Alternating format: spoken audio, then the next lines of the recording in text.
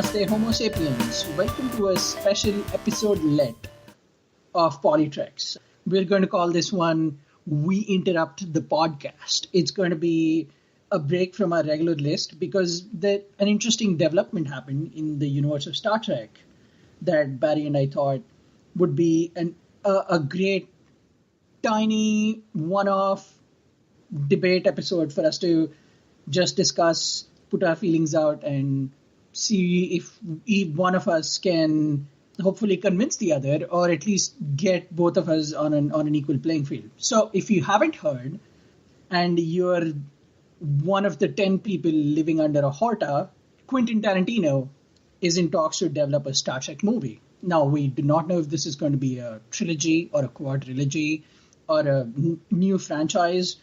For all we know, it could just be a start of a mirror universe, or it could just be one movie that he does and he says, I'm done, this is the one science fiction movie I've ever wanted to do. It's him and J.J. Abrams, and there is a writing team that's on board. And the writer of The Revenant is the top writer to write the script for this movie. Again, we do not know the full details, but we thought it would be a great place for us to just talk about how we feel about this. So how do we feel about it, Barry? Well, thank you, Shashank. I'm not necessarily the most stoked about it, and I will tell you sort of an analogy why I think that. I love, just capital L love, spicy tacos, like the spicy, authentic bean tacos that you can get on a beach in Tulum in Quintana Roo, Mexico. Just enjoying the sunshine and nice spicy food to cool you off on a hot day. That's Quentin Tarantino to me. I like the action and the dialogue and the crassness of Quentin Tarantino's movies. Sometimes the characters can come off as a little bit two-dimensional, but that sort of just because sometimes that's really all they need to be within the story that it is. And sometimes, your taco isn't exactly perfect, but it's the taco is part of the experience. That's what I love about Quentin Tarantino, and that's what I love about spicy, authentic Mexican tacos. I also love my grandmother's apple pie. She has the amazing ability of making perfect pastry every single time. Everything about that pie reminds me of being young. It reminds me of just being there with my family. It's warm. It's happiness. It's delicious. You could just eat all of it and just enjoy every second that you're with that dish. And that's what I think of Star Trek. And so both of those things are near and dear to my heart.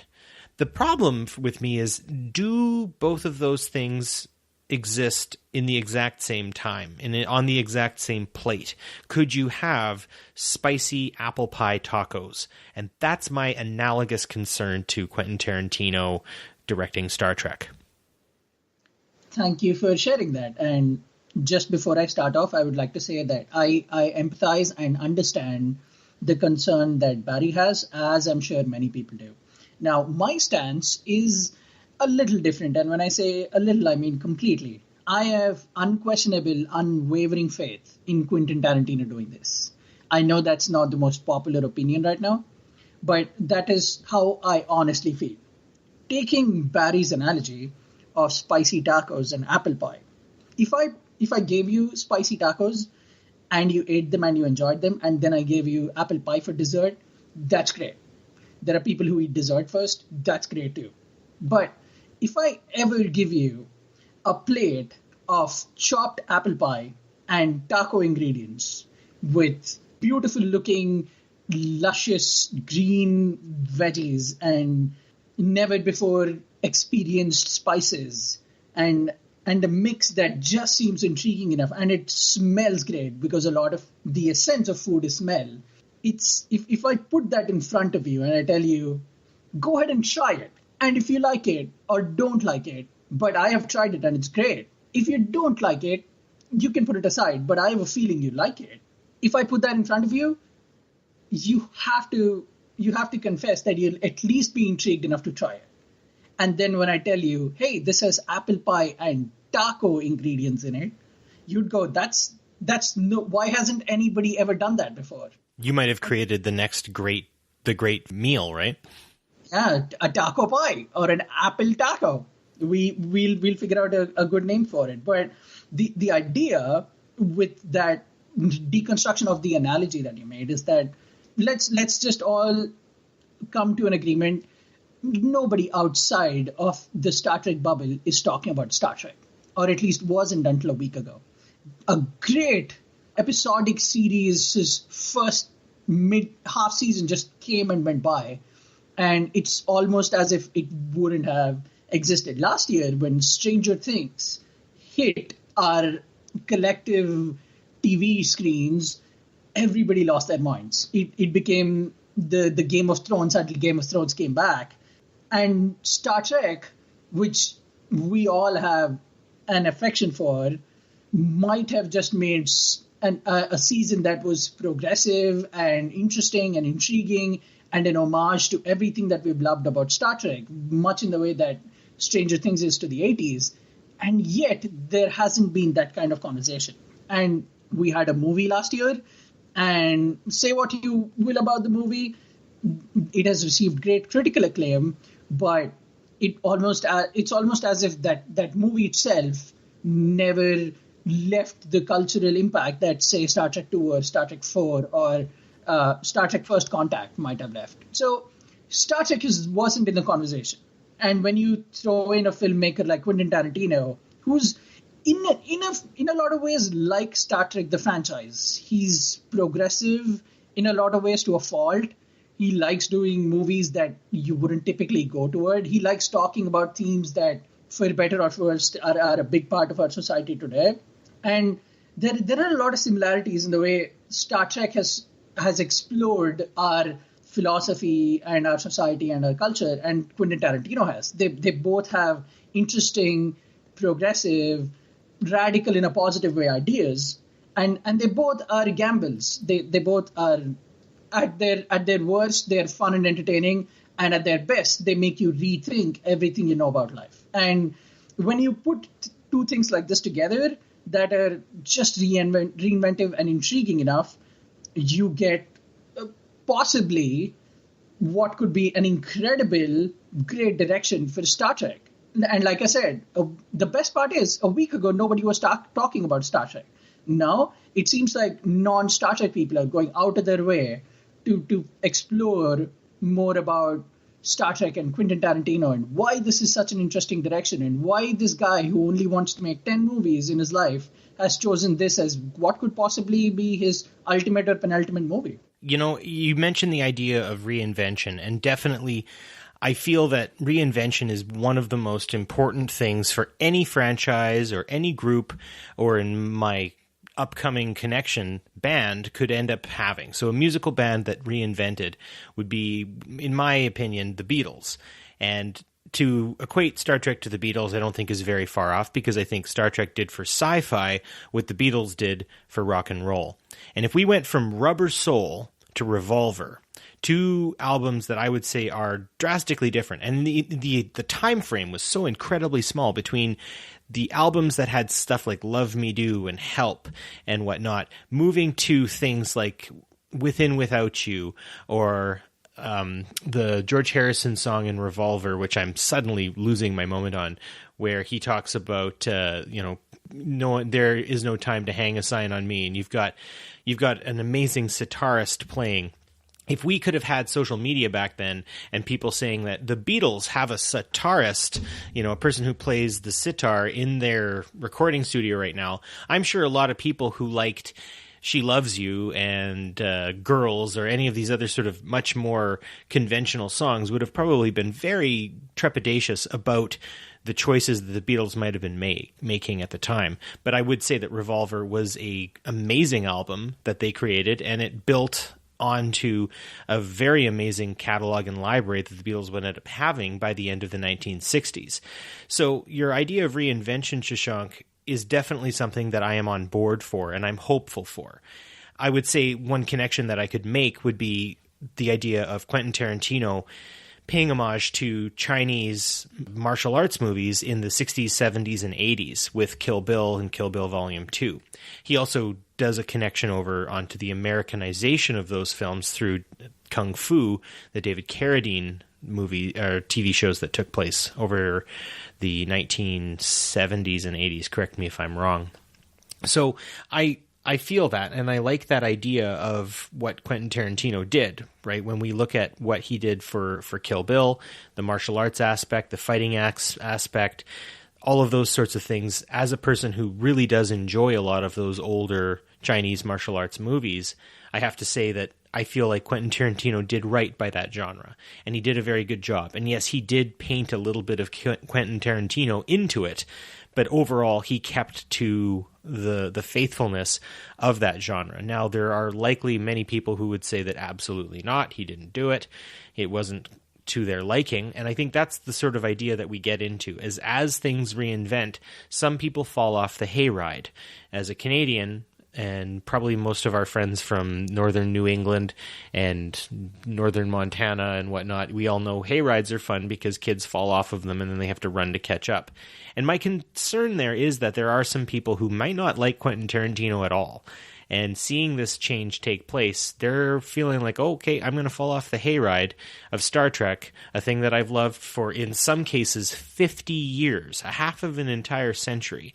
So my thing is if Quentin Tarantino wants to reinvent Star Trek to some degree, he had better do right by it. And I fear to a degree that if he does reinvent it in his image, it might not necessarily carry a lot of the Star Trek family with us, and that would be something that I'm worried about.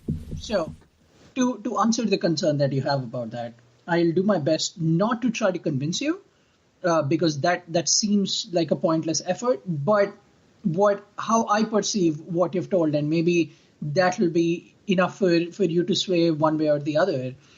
When you say Quentin Tarantino paid homage to the kung fu movies that were made in the mid and late 20th century by making what is arguably one of the top 10, top 15 action movies of all time with Kill Bill Volume 1 and 2. That's a great point to make. And when you say there is a little bit of Quentin Tarantino, the way I listen to that is there is a little bit of originality and homaging done from a place of honesty. When there is a zoom-in shot, just like there would be a zoom-in shot in a kung fu movie, and the eyes of the characters flare up or they pop out. When I see things like that, I am intrigued and I'm interested in knowing where things like that come from. And that leads me to go back and watch the kung fu movies that I might have just saw in passing on a TV 20 years ago. When you take that exact same filmmaker, even with his homages and his too much Quentin Tarantino, all I can think of is that just means I am giving you, as Quentin Tarantino, everything you love about Star Trek.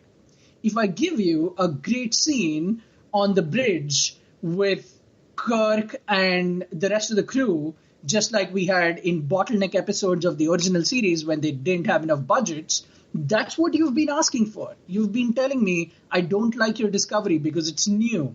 I don't like your J.J. Abrams movies because they're too much like Star Wars. Well, here you go. I'm giving you a full, unrelenting homage to what you like. I am taking something that came up 51 years ago, and now I'm giving it to you in a way that I've homaged movies that you have enjoyed before. That just seems like the apple pie, spice tacos, all put together, and I have enjoyed this plate, and somebody's telling me, oh, guess what? There is a second serving that you can take home, and I'm going to pack that up in a bag for you. That just seems like a great direction to me. If this person is going to homage kung fu movies to the point where you go, that's exactly what a kung fu movie from the 70s looks like. It just seems there is, just logically, if I transport that filmmaking, that idea, that way of making art, that just means there is more original series Star Trek for us, and that's great, right? I would agree that, yes, that if he goes in and really does lean on that kind of self-referential to Star Trek fan service, I would be very, very happy with that. And I would pay money and probably get the Blu-ray and all those fun little pieces to it as well. And I agree with the idea that he is coming from a position and a place of love, and I appreciate that as well. I guess if he's paying homage, my only concern is that if he gives reference to Star Trek, I'll be happy. But if he gives too much self-reference to being Quentin Tarantino, that could be an issue to me. And that could actually bother me and take me out of the film that he ends up creating. So I will kind of paint a little picture for our listeners and for you, Shashank, to just sort of come with me on this. So if we all recall, if we can, if we haven't, spoiler alert on Kill Bill Volume 1, the bride ends up fighting in a restaurant against a large amount of people with swords. And there's this tense moment where everyone's kind of coming to the point of conflict. And there is a fantastic little musical piece put together by the RZA.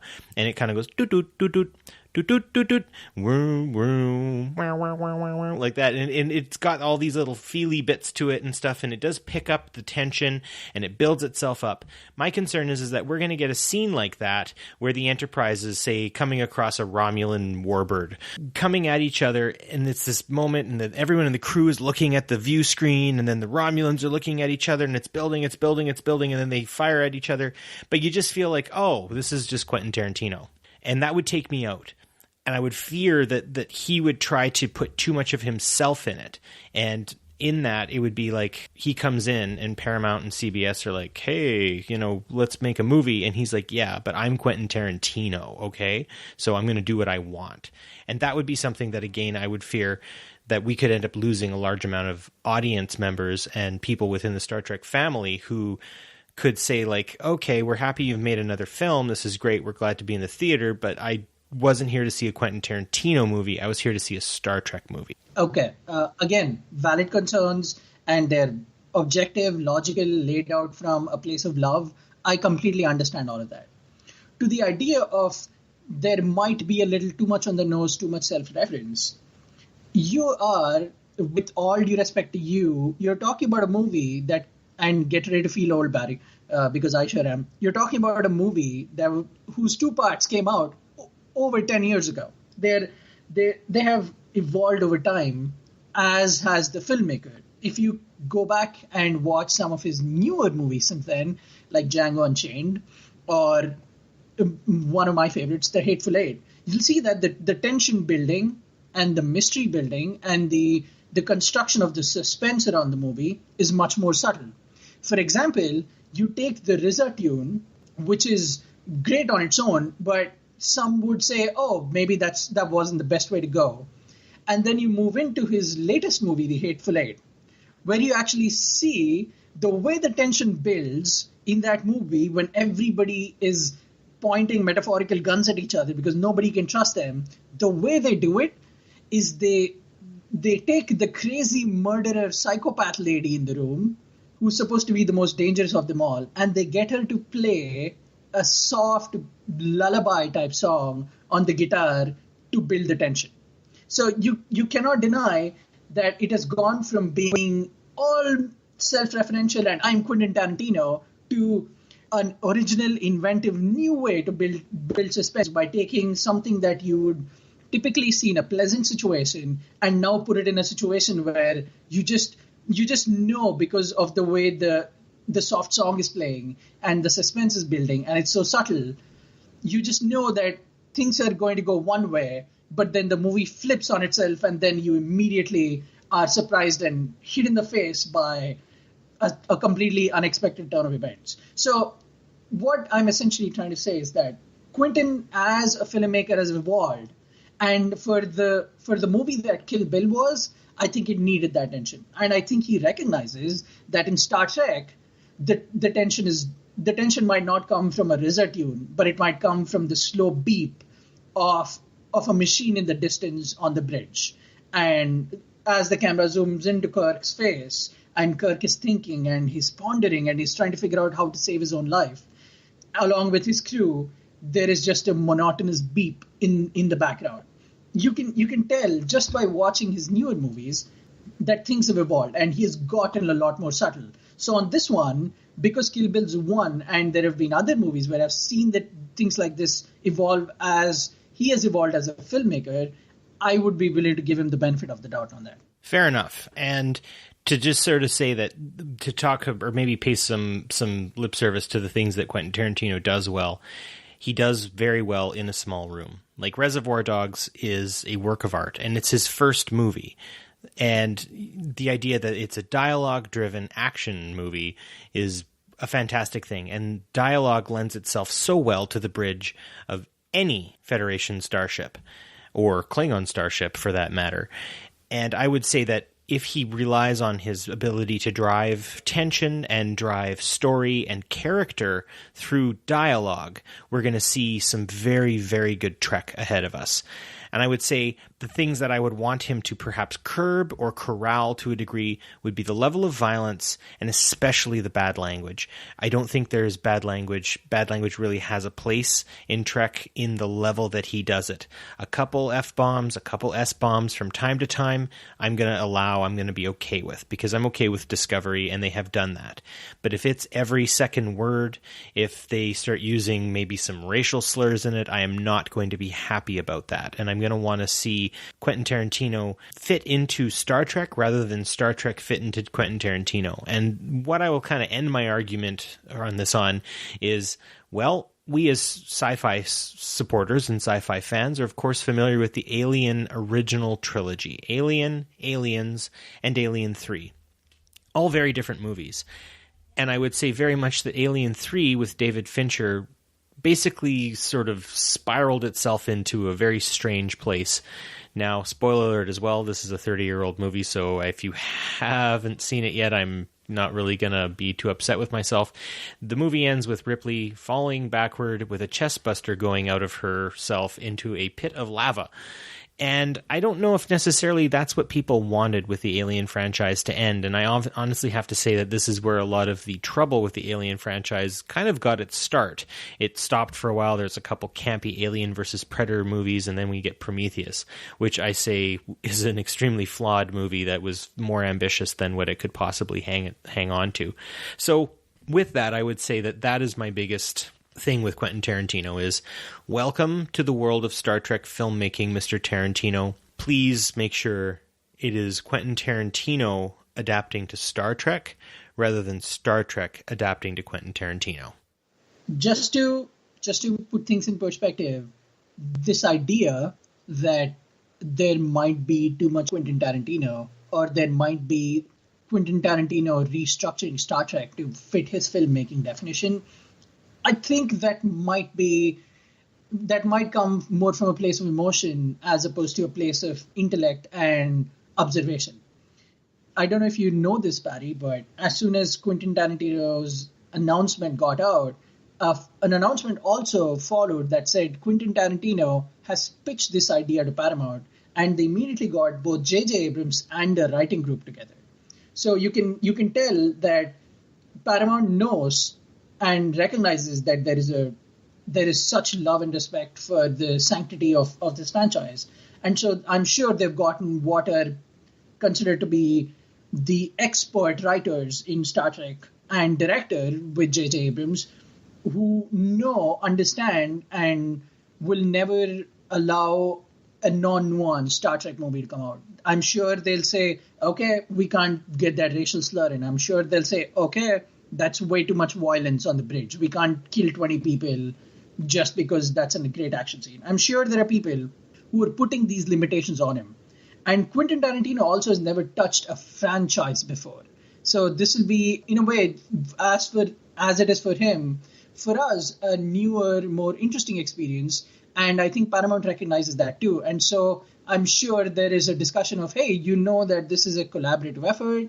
That there are things that you need to respect out of Star Trek. And I wouldn't be surprised if he was the guy who brought it up. And I'm sure to convince people in the room who had legitimate doubts like you do, I'm sure he said, I'm not coming in here to give you my Kill Bill, one lady killing 80 people scene. I am coming in here to give my unrelenting, my loving homage to this franchise.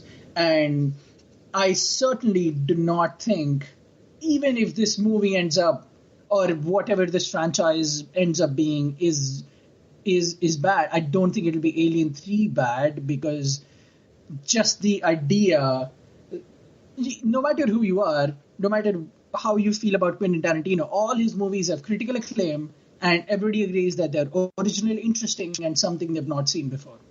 And I think that'll be true for this franchise and the movie that he makes as well.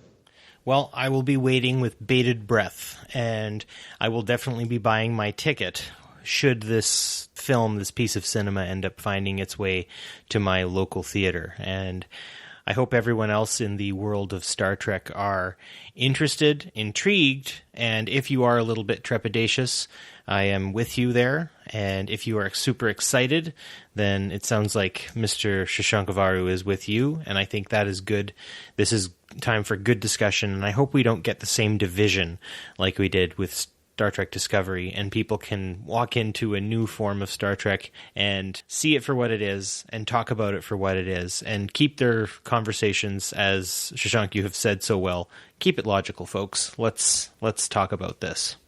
If all of this wasn't enough to get you on board, or at least reconsider your negative perception, I'm going to, as I have wanted to do for a while since I've heard this announcement, I'm going to pitch a Quentin Tarantino-esque Star Trek movie to Barry and see how he feels. What do you think, Barry? Hit me. All right. It's a quiet night on the Enterprise. It's a regular night of exploration. The crew is on a science mission. They're trying to figure out what to do. Kirk is in his chair. He's pondering. He's in deep thought. He's figuring out a problem with Spock, and Uhura is on communications, and as they try to walk through this problem, a time-space temporal disturbance happens, and a burst comes out. And immediately you see a ship flying out. And everybody in the crew gets up, because this was a place that nobody had discovered yet. How could they know that the Enterprise might be here? Who are they? What are they doing here? And then you zoom into that ship, right? With complete subtle silence, you zoom into the ship, and on the view screen, as everybody stands and watches it, the name of the ship appears, and it is the USS Kelvin. And then you cut into the interior of the USS Kelvin, and you see the captain that has been a captain for maybe a little more than 5 minutes. It's George Kirk Sr. And then he hails Enterprise, and as you get into the scene and you can't wait to see where it goes, you immediately cut. You cut to back, take a beat, and then come back to the USS Enterprise crew. You don't know how much time has passed. You don't know what has happened. But you can see that there is the captain's chair in the center, and the rest of the crew is there. Everyone except Kirk. And they've all silently placed their hand on the captain's chair, and they all look remorseful. And they all look like something very important in their lives has gone away from them. And then the entrance doors of the bridge open in the back. And then a group of prisoners push in George Kirk Sr., and he falls on his feet. And he looks up to this crew that clearly is full of deep hatred and anger toward him. And there is a phaser that has fallen off his hands. And he looks up to them and he says, it was the only way. It was the only way I could do it. I had to kill him. I had to kill my own son. And that's how you jump into the movie. That could be interesting. So perhaps instead we should be contacting CBS Paramount to see if we could get you perhaps on the writing crew. I will happily work for scale. I am more than happy to work for free as long as I get a credit for myself and I can put my mom's name in there as a thank you for introducing me to Star Trek. I am totally on board. Well, I think that will conclude this episode. Not only a discussion on Quentin Tarantino, but also a pitch by one of your fantastic co-hosts here. Something that I'm actually going to take some time to think about before I come back with, and perhaps in our next episode I will come up with a rejoinder to that pitch, or perhaps a comment on that pitch. But until next time we meet, everybody, we hope that you live long and prosper. Thank you for joining us on We Interrupt This Podcast. Namaste Homo sapiens.